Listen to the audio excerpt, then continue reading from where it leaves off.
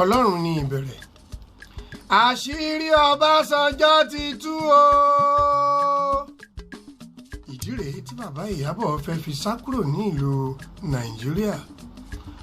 Joe Biden ti sọ̀rọ̀. Ìyá Rainbow kọ́ ló pa Jimoh Aliu.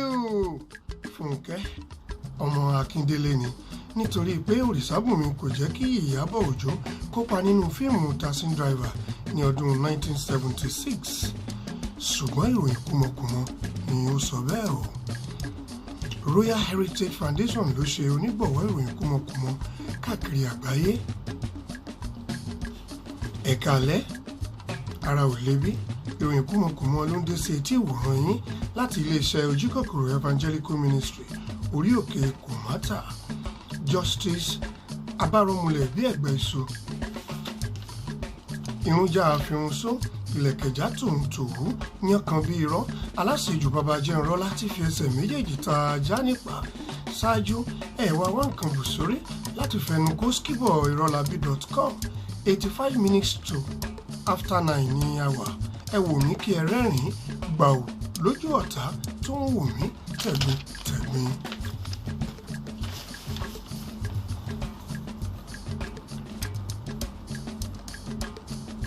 Ìrọ̀lẹ́ àná ni President orílẹ̀-èdè Amẹ́ríkà Joe Biden ṣẹ́gun ìṣòro àkọ́kọ́ tí ó kojú ìjà sí ẹgbẹ́ agbábọ́ọ̀lù Nàìjíríà àti ohun tí kò jẹ́ kí àwọn ọ̀dọ́ ríṣẹ́. Ẹ ṣé o. Chief Imam Joe Biden àti ọba ìlú Ìlaró ti yan bàbá wa Olúṣẹ́gun Ọbásanjọ́ gẹ́gẹ́ bí goalkeeper tí yóò máa mú ilé fún ẹgbẹ́ agbábọ́ọ̀lù Super Eagles fún àṣeyọrí ìdíje bọ́ọ̀lù tí ó ń bọ̀ ní ọdún 2023.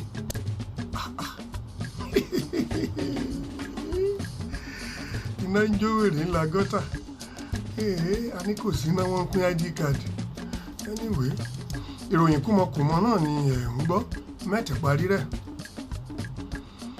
Mínísítà fún No Light àti Bad Road wá bu ọwọ́ sí owó tí ó tó ẹgbẹ̀rún mílíọ̀nù 30 fún Naira Marley aka Azeez Fashola láti máa fi kọ́ bàbá Ìyábọ̀ ní eré sísá àti ijó jàgínníyòdò kí a lè gba ife ẹ̀yẹ tí kò ní wúlò fún orílẹ̀-èdè àti àwọn ọmọ wa tí wọ́n kàwé tí wọn kò ríṣẹ́ ní orílẹ̀-èdè Nàìjíríà. Ṣé Yorùbá bọ̀ wọ́n ní iná ń jó wèrè ńlá gọ́tà bí òwe là ń lu ìlú àgídìgbò ọlọ́gbọ́n ni ó ń jó ọ̀mọ̀ràn náà ni ó sì máa ń mọ̀ wọ́n ní èyí ta ní kí òkú bọ̀ kò bọ́ ó lóun lè bọ ìgbà abẹ́rẹ́.